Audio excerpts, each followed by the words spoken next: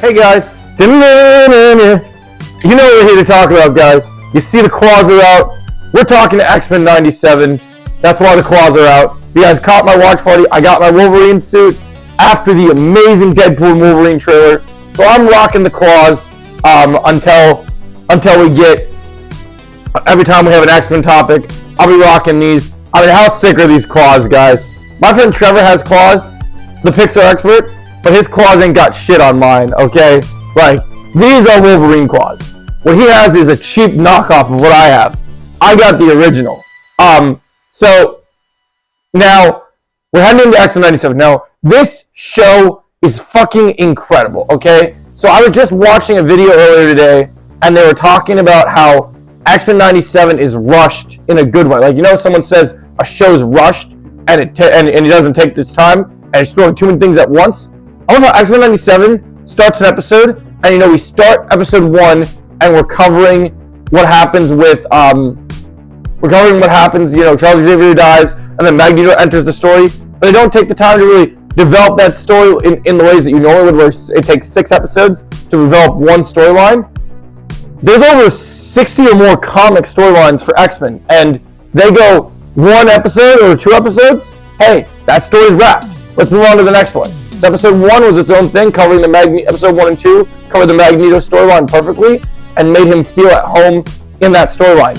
Episode 3, oh, here's the Goblin Queen. I thought we were going to get like a whole arc, maybe that's the whole season arc. No, it's 1 episode, beautifully wrapped up. Thought they did Madeline Pryor justice, and it was amazing. And then you head into episode 4, and we're dealing with Jubilee stuff, and that was great. And then episode 5, the Genosha conflict with Master Mold, beautifully wrapped up, amazing. And then episode 6, we had everything going on with Forge, and Storm got her beautiful new outfit, and you know, she got her powers back, and she's stronger than she's ever been. So that was great. And now heading into episode 7, we have basically the true cliffhanger to episode 5. So we're at Gambit's funeral. We learned in episode 6 that Mr. Sinister was behind the Genosha attack, but more on that in a bit. So we basically start this episode before anything. You know, you'll hear that theme in this video because it's fucking awesome. And so, you know, like Kevin Feige says, you know, what's it like to work with Hugh Jackman after 25 years later? Oh, it's fucking awesome. And I can say it's fucking awesome because Deadpool and Wolverine is rated R. Now, X-Men 97 also has a rated R feeling. There's blood in X-Men 97, so that's why I said that, guys. A lot of kids aren't going to be... Kids can watch X-Men 97, and if they enjoyed the 90s show, they might have patience for it. But X-Men 97 is a bit more complex with these storylines, dealing with politics in the right way, and handling all these great, amazing, mega stories. So I think that's brilliant. So we're heading into this episode. We have a beautiful speech from Nightcrawler about Gambit and about how he was, you know, people never thought he would live up to his potential after all the stuff he learned on, you know, trying to fight crime, the Cajun, a soldier. But all those cards he dealt, like he said, you know, gambling was the toughest thing such as life. And all the cards he was dealt, you know, all his sins, he paid for. And so it had to be earned. And then everyone at the funeral, yeah, Wolverine there, everyone's there wearing black. It was a beautiful funeral for a beloved character that we love. But we're going to get into it, talk about him later, because there's some things from the original voice actor of Gambit that I think addresses that I think we'll see Gambit again. But before we get into that, I mean, in the last episode, which focused on Charles Xavier, we saw Gambit's skeleton, but we did not see Magneto. So we're going to talk about that next. So we're moving forward. We have this funeral. Everyone's wondering where Rogue is, and they're mad. Well, Rogue is grieving in a different way. Instead of just outright being at the funeral and falling to pieces, Rogue is flying through the military base, and that's when we get a cameo of General Ross, who's after the Hulk. And she wants information on Bolivar Trask. If you don't know Bolivar Trask from X-Men, from the original X-Men show, the X-Men comics, or of course Days of Future Past, this is the motherfucker that went and made the Sentinels. So he said, oh, you know, humans view mutants as a threat. We need to be able to kill and capture these mutants and study them. So he came up with the fucking Sentinels. So that's where that comes from. But But, you know, thankfully we have characters like Wolverine, which I'm going to put the clip in this video. He says, "Must send you back to Oz in pieces." But sorry guys, I had to throw that in there because it's awesome. So, moving forward, we get an amazing cameo in this episode where Rogue's on the battlefield, finding out information about these soldiers, and she comes around a winter warfront after being in the desert, and she finds Captain America's shield, confronts Steve Rogers, voiced by the one, the only, iconic Josh Keaton.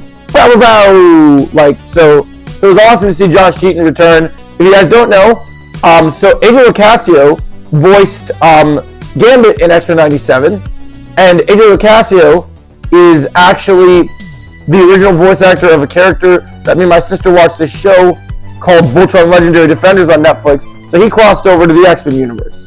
But then, interestingly enough, Josh Keaton played Shiro from Voltron. So 2 Voltron alumni have appeared in this show now. So it's great. I love this version of Captain America. He's the opposite of the Civil War Captain America, where he's not trying, because this isn't the direct MCU, this Cap is bound by the rules of the government. He's not trying to do things and take things into his own hands like he did in Civil War. This Cap is more by the book, which is why when he says his hands are tied, Rogue throws his shield out of the way, and, you know, so he can't get it, so he can't stop her. And so Rogue throughout this entire episode is trying to go and find out where Bolivar Trask is, and is willing to necessarily murder any human that stands in her way. And so I love the way this episode worked out, because you're seeing Rogue's pain, you're seeing everything good. They show how much of a badass, this is mostly a Rogue episode, and it showed how badass Rogue is as a character, and I thought it was freaking fantastic. Like, I thought she was great. I thought the actress did a phenomenal job. So instead of clapping my hands, I'm clapping my claws. Pat on the back, like, you know, yeah, like Jeff Bridges. Pat on the back. It's okay, my body's made of adamantium, I'll be fine. Don't worry about it. So then you have that happen, and that was mind-blowingly amazing. I thought that was incredible. One of the best things about this episode is Cyclops and Jean having conversations looking for survivors on Genosha, Madeline Pryor, all these things. We end up finding Emma Frost in her diamond form, which is really cool, accurate to the comics. And, you know, they have a conversation about they miss Madeline, the mother of their children, and we get Cable resurfacing in this episode. Now, we're going to talk about Cable in a minute, because the actor who played Cable had recently said, if you guys don't know this, Chris Porter actually originated as Gambit in the 90s show. They're like, well, why didn't they let him play Gambit again? Well, because they wanted to give a different voice for Gambit and a different storyline. Well, you know, as you know, Cable is a time-traveling character, as we learned from the Deadpool films and the X-Men comics. So, I have a feeling that Cable's going to be the reason, and because the actor originally voiced Gambit, I have a feeling he's going to be the way that Gambit enters the story again. So we'll see what happens there. So then, we cap off this episode after the X-Men, you know, they're trying to convince Rogue what she's doing, you know, isn't right, but she has to do things her way. The X-Men are trying to find out as many survivors of Genosha as they can. And then the cliffhanger of this episode is, after a conversation with Mr. Sinister, we get another villain entering the fray, and this villain ends up revealing that he has Magneto and is brainwashing him, and Magneto has survived. So I think we're about to get evil Magneto back in full force, but held against his will. So what did you guys think about X-Men 97, episode 7? Do you like it more than episode 5, which I think is the gold standard for the show this season?